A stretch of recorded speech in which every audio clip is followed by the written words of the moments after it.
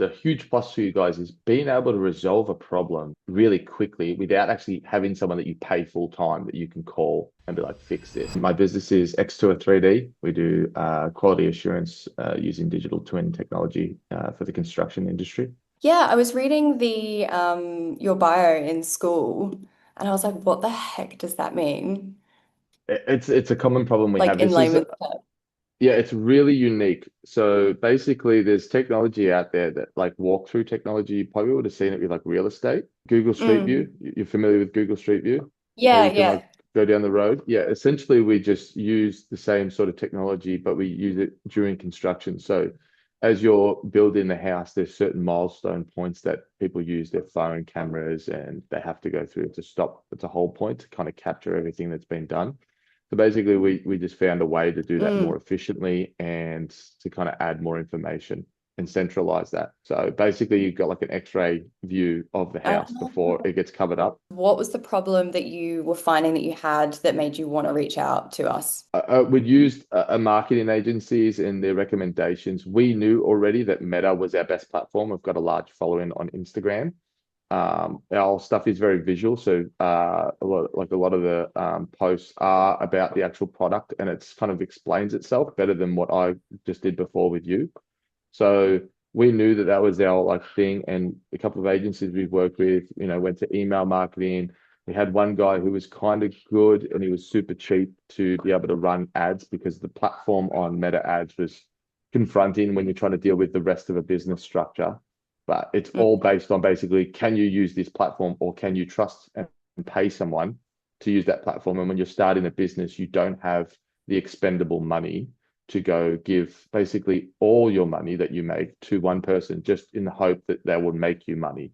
So that was the daunting part. So it was attractive to know that like at least there's a company like where you that was like, we'll just show you how to do it. And that's kind of what a lot of people, that's what I was screaming for. I was like, someone just show me. I was going to pay someone on Upwork, just show me how this works and what I need to do specific for my business because that's all I need to know. And that's basically what happened in the workshop was the generic thing that popped up. And I only asked maybe two questions, which was like basically about my Mm. audience. And the big answer was I wanted to target business owner admins of pages.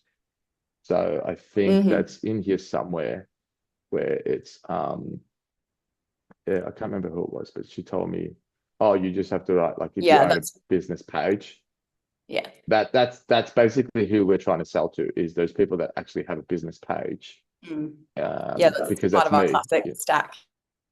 Yes. And so that I think was the big I knew that just that one piece of information, even if I had my old shitty ads running the way they were, if I could have just added that in, I probably would have got way better results, than I was getting prior. And then obviously you add in all the other Mm. information, get rid of the AI stuff and whatnot.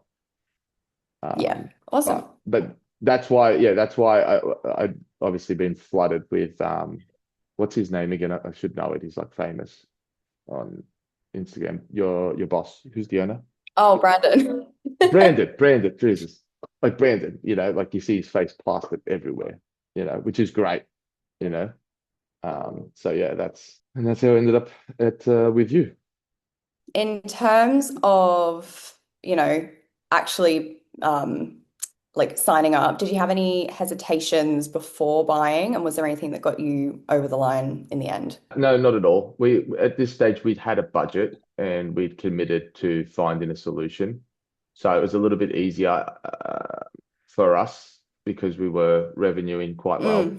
So again, it was we like I think I'd contacted Brandon maybe a year prior. Like I'd already like inquired a year prior. And then get flooded Mm. with emails, probably just like put them to spam for a little bit, you know what I mean? And again, as a new business owner, you're looking for the cheapest option. And unfortunately, Brandon's doesn't seem cheap. And obviously, it's like you've got to put the work in. So that I think is probably the hurdle that most people need to get over. So we ended up having like we had our first full-time employee. So the time was available to us, the finances were available to us, and obviously the repeated marketing getting from that seemed like, it was always front of mind. So eventually it was always going to happen. I guess that's the nurture sequence that he has going on. is Yeah. is working. Yeah. And which is impressive. And then because I'm aware of that, you're thinking, well, then it's a no-brainer. Like he's got me, so I just need to learn what he's doing so I can get who I want. Especially when you're B2B as well, I suppose it's like even more Oh like the yeah. evidence is there. Yeah, exactly. Well, he is B2B. So he's Yeah. yeah. Cool. So obviously you've only been kind of doing this for a couple of months now, but in those couple of changed for you with your marketing, like any results that you've had so far that really stand out?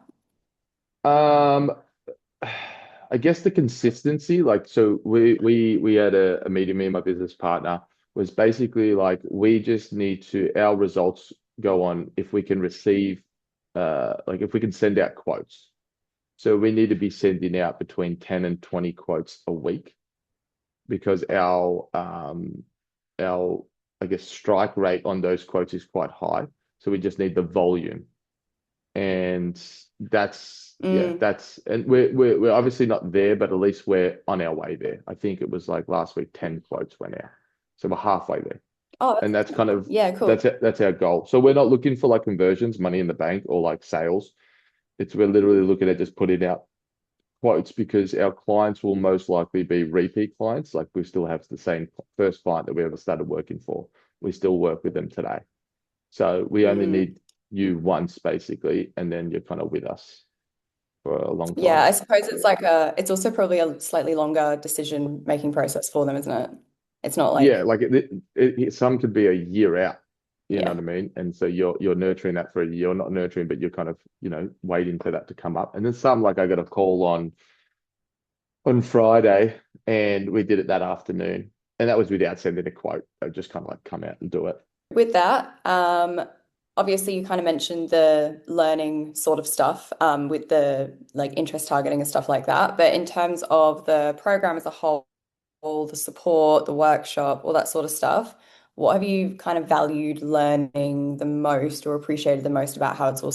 I think it's the access to like the like Raj or whoever Patsy, whoever's running those calls daily. So like Mm, basically the the huge plus for you guys is being able to resolve a problem really quickly without actually having someone that you pay full time that you can call and be like, fix this. Does that make sense? So I'm like, I know I've got an issue today, but this afternoon I can book a phone call at 4 and then have them kind of jump on and fix it is pretty quick. we really wanted to add more calls because we realized that because there were so many people jumping on the calls, we were like, we wanted to make sure that everyone was being able to have enough time. So that's why we went because we went from having like three a week and they were like each breakout room had a different topic to then we were Yeah. just like, no, we just need to like blitz these calls. So we hired more people because we were like, we don't want to feel like we're just having like a conveyor belt of questions. So that is really good to know that that's actually like being translated, you know? Yeah, well, that is a huge plus because once you're done with that 2 day course, you're like, what if I need to ask a question and you can do it so quickly and in a way Mm. that doesn't mean that you have to like personally call them or send an email or have to constantly write a note. Like I Yeah. guess I've always been told that you post like you can just post stuff in the thing for quick responses. But jumping on a call is just so much better. You know what I mean? Like if I'm like, Can hey, actually share your should I, screen. yeah, like a question like, should I be running like a duplicate ad the exact same way? And someone will be like, no, don't do that. Be like, cool, well, I'll jump on the call and see what I can do. You know what I mean? Yeah. No, that's so good to Yeah. hear. The last main one from this list is just basically like if anyone was unsure about booking a call or if anyone was on the fence, what would you say? I think it's pretty essential. Again, it probably more leans on the person themselves. Some people are genuinely like lazy. Like that's me. I really don't really want to learn Meta Ads Manager, but I know I have to. So that's a hurdle. I would say just do it. You're better off. Even if it doesn't work, at least you can understand when a tiny bit. So if you've got someone else running it, you could kind of talk to them about it and understand.